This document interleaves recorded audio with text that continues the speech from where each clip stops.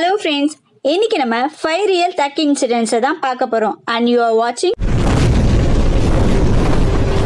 Are you okay செல்லம்? வாங்க வீடியோக்குள்ள போலாம். நம்ம வேலையை நாம செய்யணும் சார். உலகம் 1000 சொல்லும், வாழ்ந்தாலும் ஏசும், தாழ்ந்தாலும் ஏசும். இப்போ மைக் செட்னு சொன்னா எல்லாருக்கும் தெரிஞ்சிருக்கும். ஏன்னா அது வேற லெவல்ல ரீச் ஆயிருக்கு. இப்போ அவ்வளவு ரீச் ஆனதுக்கான காரணம் அந்த டீமோட ஹார்ட் ஒர்க் அண்ட் டெடிகேஷன் தான். இப்பதான் அந்த சேனல் செம்மையா ஃபேமஸ் ஆயிருக்கு. எல்லா சேனலும் ரீச் ஆக கொஞ்சம் டைம் எடுக்கும்ல. அந்த மாதிரி டைம்ல ஸ்ரீராம் அவங்களோட ஃப்ரெண்ட்ஸோட கிரிக்கெட் ஆட போறாரு. நம்ம எதனா புதுசா ஒர்க் ஸ்டார்ட் பண்ணா அதுக்கு பெரிய சப்போர்ட்டா இருக்கிறது நம்ம ஃப்ரெண்ட்ஸ் தான். அதே மாதிரி கிரிக்கெட் விளையாட போகும்போது அவர்கிட்ட போனை கொடுத்துட்டு போறாங்க. ஸ்ரீராம் என்ன பண்ணிருக்காருன்னா நம்ம ஃப்ரெண்ட் தானேன்ட்டு அவரோட மொபைலை எடுத்து யூடியூப்ல மைக் செட் சேனலுக்கு சப்ஸ்கிரைப் பண்றாரு. அவங்களும் விளையாடி முடிச்சிட்டு வீட்டுக்கு போயிடுறாங்க. அவரோட ஃப்ரெண்ட் வீட்டுக்கு போயிட்டு யூடியூப் சேனலை ஓபன் பண்ணி பாக்குறாங்க. அப்போதான் அவருக்கு தெரியுது ஸ்ரீராம் அவரோட சேனலுக்கு சப்ஸ்கிரைப் பண்ணிருக்காருன்னு. உடனே அவரு ஸ்ரீராம்க்கு கால் பண்ணி, ஏண்டா நீ நல்ல கண்டென்ட் போட்டு அது எனக்கு பிடிச்சிருந்தா நானே சப்ஸ்கிரைப் பண்ண போறேன்னு சொல்றாரு. அப்போ அப்படி சொன்ன மைக் செட் சேனலோட சப்ஸ்கிரைபர் இப்போ கிட்டத்தட்ட 6 மில்லியன்ஸ்.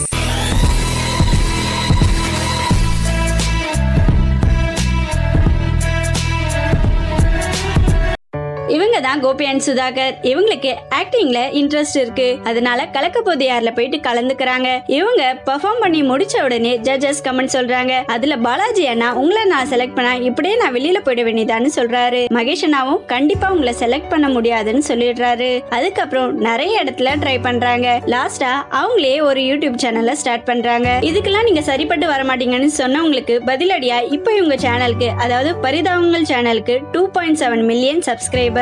ஜட்ஜஸ் ரிஜெக்ட் பண்ணா என்ன, இப்போ இவங்களுக்குன்னு ஒரு தனி ஃபேன் பேஸே இருக்குங்க. எங்க நிராகரிக்கப்படுறோமோ அங்கதான் நம்ம வெயிட்டா ஜெயிச்சு காட்டணும்னு சொல்லுவாங்க. இவங்க 2 பேர் எந்த அளவுக்கு டெவலப் ஆயிருக்காங்கன்னா, ஒரு படத்துல ஒரு ஹீரோ வரப்போ சைலண்டா இருந்த ஆடியன்ஸ் இவங்க வந்த 2 மினிட்ஸ் ஃபுல்லாவே ஏதோ பெரிய ஹீரோ வந்த மாதிரி செலிப்ரேட் பண்றாங்க. Good marks, good percentage, but no job. It's hard to breathe, but that's alright. Hush. புதுசா யூடியூப் ஸ்டார்ட் பண்ற எல்லாரும் ஃபன்னா காமெடியா இருக்கிற மாதிரி தான் கேட்டகரியை சூஸ் பண்ணுவாங்க. ஏன்னா போர் அடிச்சாதான் யூடியூப் பக்கமே வருவோம்.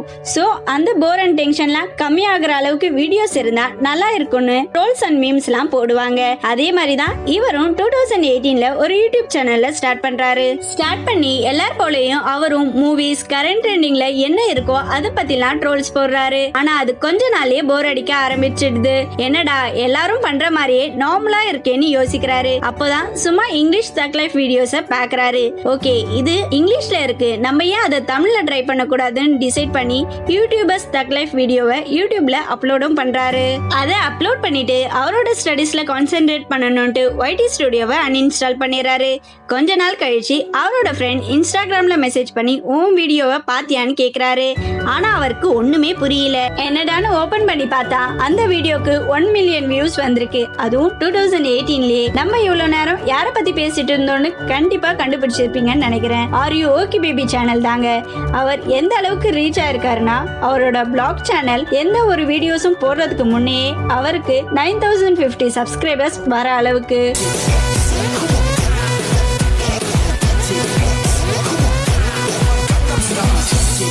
இவர் பேர் இஃபான். யூடியூப் அவ்வளவா ட்ரெண்டிங்கா இல்லாத அப்பவே மதன் கௌரி, ரிஷிபீடியா மாதிரி நானும் பெரிய யூடியூபரா ஆவன்ட்டு கேமரா எடுத்துட்டு சுத்துறாரு. இவர் பண்ணாத ரிவ்யூவே இல்லைன்னு சொல்லலாம். ஃபுட், மூவி, இன்னும் நிறைய இருக்கு. நம்ம ஏதாச்சும் நியூவா ஸ்டார்ட் பண்ணா பாசிட்டிவ் கமெண்ட் வருதோ இல்லையோ, நிறைய நெகட்டிவ் கமெண்ட் வரும். இவருக்கும் அப்படிதான் நிறைய கமெண்ட்ஸ் வருது. உனக்கு இந்த வேலை தேவையா, நீ சாப்பிடறதெல்லாம் நாங்க பாக்கணுமா அப்படின்லாம். ஒருவேளை சாப்பாட்டுக்கு கஷ்டப்பட்டவரு இப்போ இவரு நம்ம ஹோட்டல்ல வந்து சாப்பிட மாட்டாரா, அதனால நம்ம ஹோட்டல்லாம் பெருசா ஆயிடாதாருன்னு யோசிக்கிற அளவுக்கு ரீச் ஆயிட்டாரு. என்ன அளவுக்கு ரீச் ஆயிருக்காருன்னா, அவரோட யூடியூப்ல வந்த அமௌண்ட்டை வச்சு துபாய்க்கு போயிட்டு அங்க இருக்க ஃபுட்டை ரிவ்யூ பண்ணி யூடியூப்ல போடுற அளவுக்கு ரீச் ஆயிட்டாரு. அது மட்டுமாங்க, அதே யூடியூப் அமௌண்ட்டை வச்சு BMW கார் கூட வாங்கிட்டாருங்க. Money, power, women, drugs. Money, power, women, drugs. நம்மள நிறைய பேர் யூடியூப் ஸ்டார்ட் பண்றதே அதுல எப்படின்னா பெரிய ஆளாகி பிலிம் இண்டஸ்ட்ரி உள்ள போயிடலான்னு தான். அதே மாதிரி ஒரு இன்ட்ரெஸ்டோட ஒருத்தர் யூடியூப் சேனலை ஸ்டார்ட் பண்றாரு. ஸ்டார்ட் பண்ணி 3-4 வீடியோவும் அப்லோட் பண்றாரு. ஆனா அதுக்கு மேல அவரால் கரெக்டான டைம்க்கு அப்லோட் பண்ண முடியாம போயிடுது. சரி, அந்த சேனல் வேணாம், வேற சேனல் ஸ்டார்ட் பண்ணுவோம்னு ஸ்டார்ட் பண்றாரு. அதுலயும் அவ்வளவா வீடியோ ரீச் ஆக மாட்டேங்குது. கரெக்டா இந்த மாதிரி நேரத்துல அவரோட சேனலோட எடிட்டர் இறந்துறாரு. ஒரு ஆக்சிடென்ட்ல செத்து போயிடுறாரு. சரி, ஃபர்ஸ்ட் ஒரு நல்ல டீமை ஃபார்ம் பண்ணுவோம்னு டிசைட் பண்றாரு. அதே மாதிரி ஒரு நல்ல டீமை ஃபார்மும் பண்றாரு. இதுதான் கடைசி சான்ஸ். இது மட்டும் ஒர்க் அவுட் ஆகலனா யூடியூபும் வேணாம், ஒன்னும் வேணான்னு போயிடலான்னு டிசைட் பண்றாரு. சரி, இதுதான் ஃபைனல் சான்ஸ்னு முடிவு பண்ணியாச்சு. இதுக்கு அப்படியே ஃபைனலின்னு நேம் பண்ணிடலான்ட்டு முடிவும் பண்ணிடுறாரு. நம்ம இவ்வளவு நேரம் பேசிட்டு இருந்தது ஃபைனலி பாரத்தை பத்தி தாங்க. இப்போ இந்த சேனலும் தமிழ் யூடியூப் சேனல்ல லீடிங்ல இருக்கு.